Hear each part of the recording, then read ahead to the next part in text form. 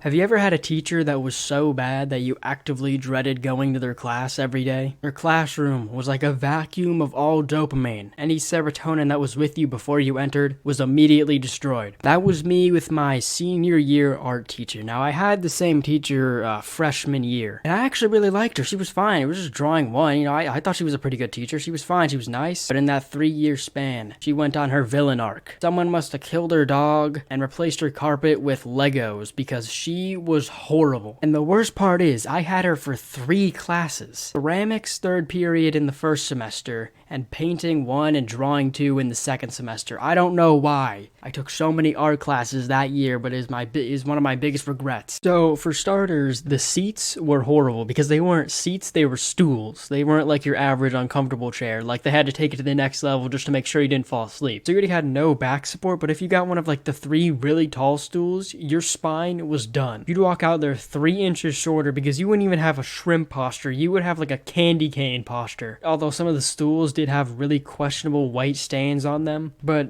sometimes it's best not to question the questionable. And the room was so unimaginably cold. Like, the hallway was already cold, but once you stepped in that door, it was like a new biome, just like 10 degrees colder. What makes it even worse is that for ceramics, we have this kiln. A kiln is basically an oven that gets up to like 300 degrees. Its whole purpose is to heat up the clay to turn into pots. And the room with the kiln was colder than the rest of the room. The room with the 3,000 degree hell oven was somehow colder. It was like haunted or something. That place was haunted by evil spirits. Now you know why I was just miserable being there, but let's get into why fundamentally she was just a bad teacher. And it wasn't just because she was annoying in drawing too. Over the course of the whole semester, she gave us only 4 lessons. 4. I didn't even remember the 4th one, but 2 of them were about this one specific artist that we didn't even really do, and one about how to draw a human figure, and the video sucked. This one, like, 10-minute video by Draw Like a Sir taught me more about art than she ever did in, like, several months. The other time, she would just hand us a packet and be like, draw. A lot of it was just like the how to draw an owl meme. She wanted us to do a project where it's this big paper and we draw with charcoal, not pencil, charcoal, of like several human figures. I didn't even know how to draw one. She wants us to do several without teaching us anything. Anything! I'm not even sure if I still have it. I think I just threw it away because it was just like, I do not want this. I don't want the bad memories.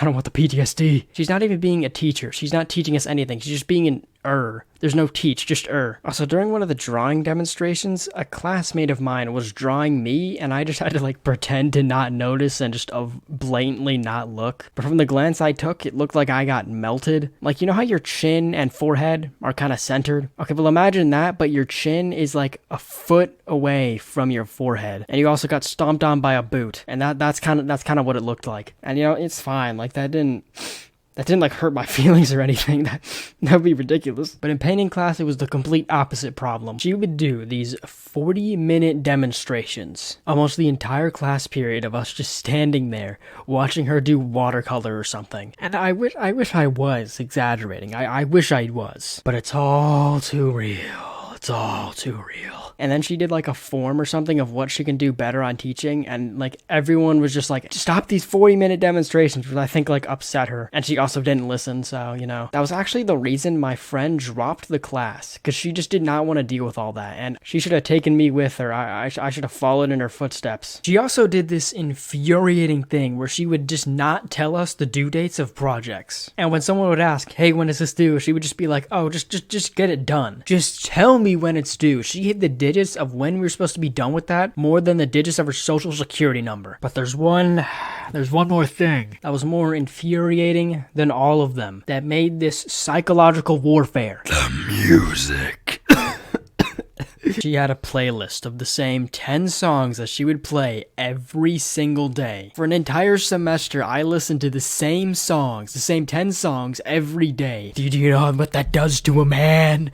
To listen to the same 10 white girl songs every day? Do you know what that does to someone? One of the songs literally just started off with like a 2-minute like audio message left by someone's grandma, talking about how so many people go to college and get hooked on drugs. Don't do any of that because they ruin their their lives. I don't even know what that song was. That's the only part I remember about it. It's like lost media. It's like this room, it's like she was trying to rage bait me. It was meant to drive you crazy. Guantanamo Bay looked like an Airbnb compared to this place. It was like getting spring trash.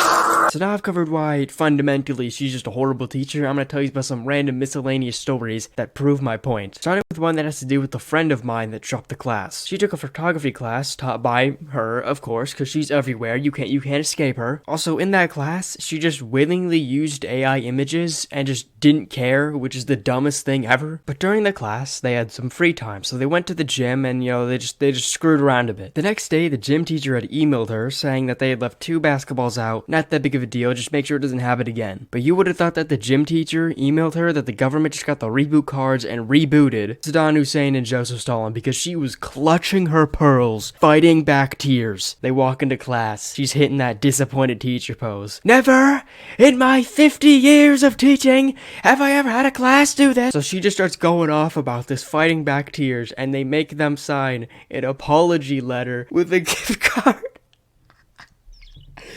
With a gift card. She gave him a gift card because of the 2 basketballs. And this wasn't the first time she took everything like super seriously for no reason. For the next stories, I need to give you the names of the people that I sat with in drawing 2. The first guy, he can be Zach.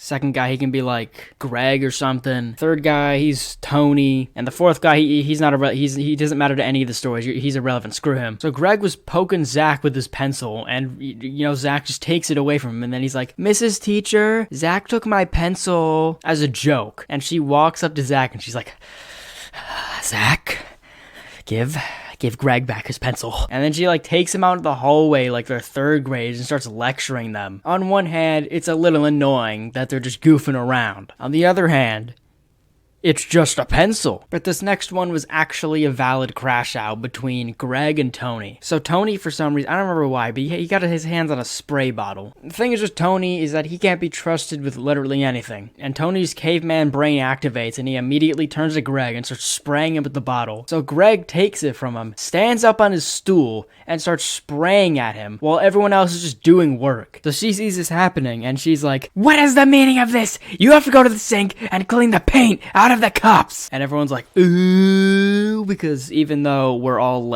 adults or 17, we've all clearly proven that we don't have the mental capacity above a 2nd grader. Now, what were the motives of this? I have 0 clue. Last time I ever saw her was in senior project. Now, if you don't know what senior project is, it's pretty much this thing where you go off for 2 weeks and shadow some random adult at their job. Hey, thanks for letting me shadow you at the hot dog factory. Yep. Alright, I'm the director, so I gotta make sure everyone's doing their job. So all you gotta do is pull that lever until the pink goop comes out. Just keep pulling it down until the stuff kind of starts to turn into this greenish brownish. You see that button right there? That's labeled shock. Yeah, so if that guy falls asleep, just press that button right there and it'll wake him right up. You'll do good, I believe in you. My shadow ended up having to quit last minute because of some family issues, so I was kind of whatever, I'll just stay for the 2 weeks. But what made me change my mind is that she randomly pulls me aside and she's like, "Listen, you gotta start doing your work or I'm not gonna let you go on senior project." Because a teacher can just